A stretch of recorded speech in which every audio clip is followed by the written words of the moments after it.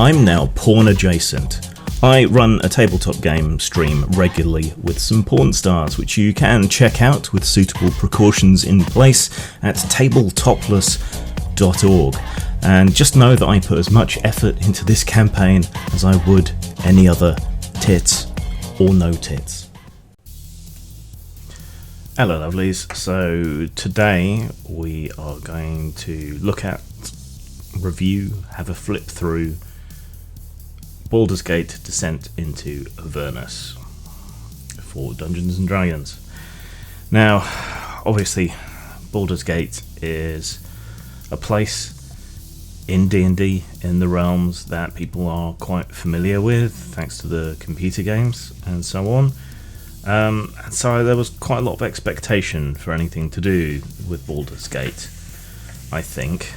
But when it comes to details on Baldur's Gate, this is a fairly disappointing book, because information is scattered between here and the Sword Coast Adventurer's Guide and so on about Baldur's Gate. As such a heavily invested in city and area in the game, you would sort of think that maybe it's worth its own book, its own material, really getting into detail on the city. Unfortunately, this is not that book, and nor is anything else that has been published yet. I would much rather see complete city books for places like Baldur's Gate, Neverwinter, and Waterdeep than what we actually get here. Now, again, I can sound a little bit hypocritical here, because while this is primarily a campaign book, it does contain other material that's useful, which is something I advocate for, because otherwise adventure books aren't particularly reusable. Even then, that's less the case these days with streaming and so on. A lot of people want to play through a particular adventure, but that presents its own problems and and issues as well, unfortunately. But this follows the trend of having a whole mini campaign in a book. This one will take you from level 1 to level 13, something that used to take years of play, but in this will take relatively few sessions in order to get there. It's balanced for 4 to 6 players. 6 players might find it slightly easy, particularly at the lower levels, becoming challenging only at the higher levels. 4 players might well find it too challenging at the lower levels, and much more challenging at the higher levels, though that will be compensated for somewhat by the additional experience points and being able to kit themselves out a bit more. Now, obviously, the usual problem occurs when reviewing adventures, because if I review the adventure itself and tell you any of the events and so on through it, that's potentially spoilering the adventure, which is unfortunate. Excuse me. It seems like I have to either cough or sneeze once in every review that I do, because I can't be bothered to do additional takes or cuts. But there you go. So yeah, it's a campaign. It's nothing hugely special as a campaign. It's your standard, bog standard issue sort of D&D campaign. It's a little bit old school, I suppose you might call it that. The problem I have with it is that you spend all this time in these great locations. They're not long enough in Baldur's Gate, perhaps, and yet the information just isn't there enough. You drop someone in that location, people want to inhabit it, live in it, explore it, get a feel for the city as a base of operations or something before they lurch on. Maybe you could compensate a little for that by writing a sort of precursor adventure to bring your players together in a stronger, more cohesive way, bring their characters together in a stronger, more cohesive way, and give them a leg up on starting the adventure before the first adventure in here. And that could give you the time to familiarise yourself with the city a bit more. That might be a good way to approach it. But if you're like me and you're a more experienced games master or dungeon master, then you'll find a lot of this book useless, or virtually useless, and you will have probably bought it because you want information about Baldur's Gate and other locations, in which case you're going to find this broadly disappointing, though it does go into a bit more detail than you find in the Sword Coast Adventurer's Guide about Baldur's Gate. Again, I have to re-emphasize that Baldur's Gate really deserves its own book.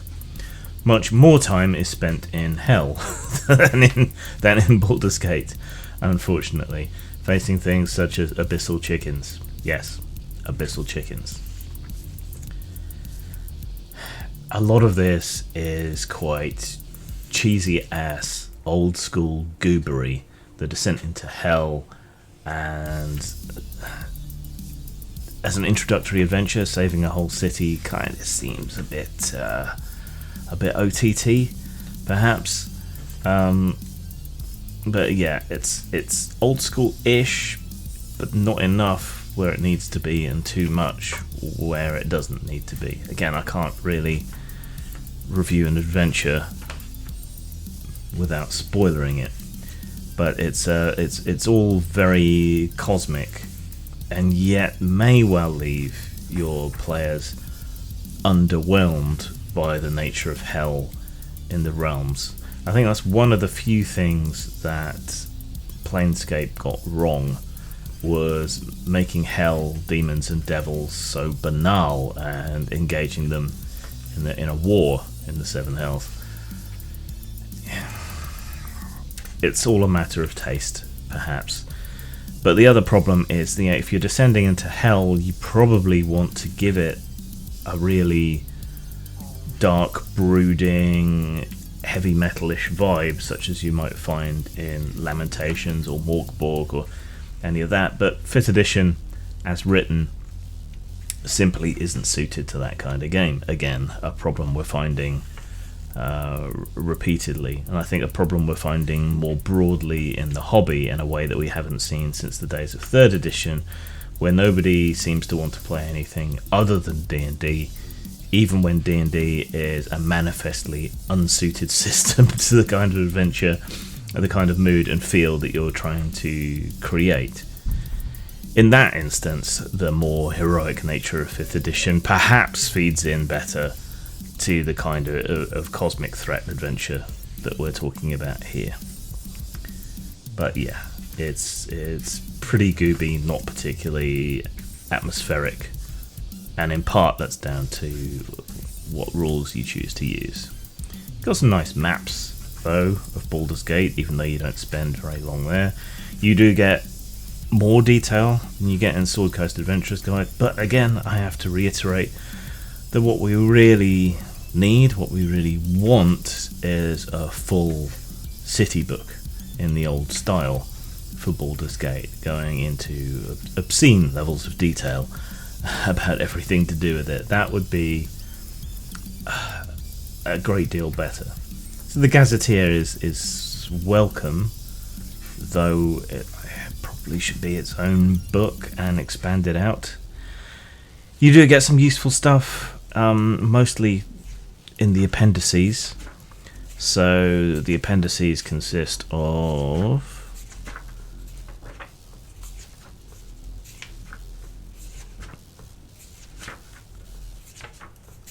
largely the last third of the book.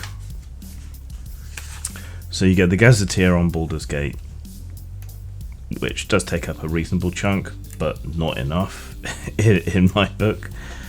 Past that, you do get some useful character backgrounds and details, which help expand on that part of 5th edition D&D. So there's plenty of interesting stuff there, most of it portable to most campaigns, things like the folk hero, guild artisan. Those are eminently portable, as is the criminal background, the noble background, and so on. You could use those whether you're doing high fantasy or low fantasy, or or whatever else takes your fancy, really. I'm interested to see how even though I think it's a bad idea to produce the game, I'm interested in how the Iron Kingdoms 5th edition conversion will deal with things, given it's the IKRPG. You choose 2 careers and you intermingle them to create your character, which creates a really quick, handy way of customizing characters and thinking about where they fit into the world. I'm wondering whether that'll be emphasized through backgrounds rather than character classes in their 5th edition one, but yeah, that's useful. One thing that is really good about the book, I would say, is the diabolical deals. How you can make deals with demons, even though you might find it relatively easy to cut them down in 5th edition. What those things do, the capabilities that they have, what they can grant you, how you can void the deals, what you might have to pay, that sort of thing. So that's useful. That's really interesting. That's really good. You've got infernal war machines, which don't really fit fantasy. I mean, you basically got a motorbike there and tanks with jaws and things. It just feels a little bit off, and you just know someone's going to come up with an excuse to bring one of those back into the real world. And they give vehicle stat blocks like creatures, which might work if you're fighting them, but when you're using them as tools, I'm not so sure. Basically, we've got very scant vehicle rules here, which don't feel too suited to a fantasy setting, to me, necessarily. Unless you fast wind forward to the Renaissance or something, because why use mechanics when you can use magic in a high magic world? More magic items are always welcome. Nothing bad to say about that, but it's expected at this point.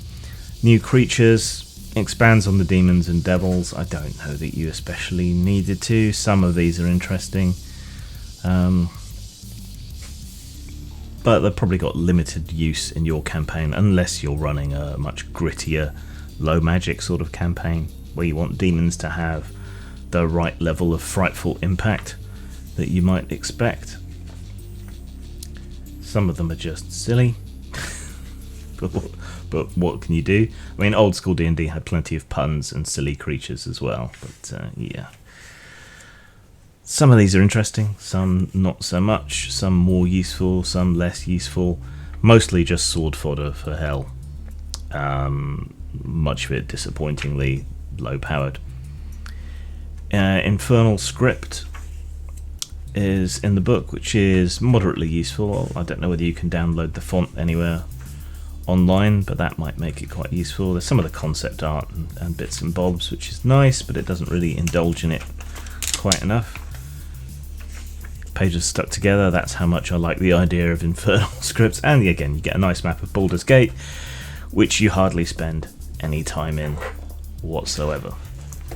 Alright, final judgment. Style. Workmanlike, average-ish, slightly better than Wizards' usual presentations in terms of style, but it's not what you expect going in so much. So style a begrudging 4. Substance, for something that's headlined as Baldur's Gate, even though it's got a better amount of information, it's ultimately disappointing on the amount of substance that it has, though the appendix then makes up for that.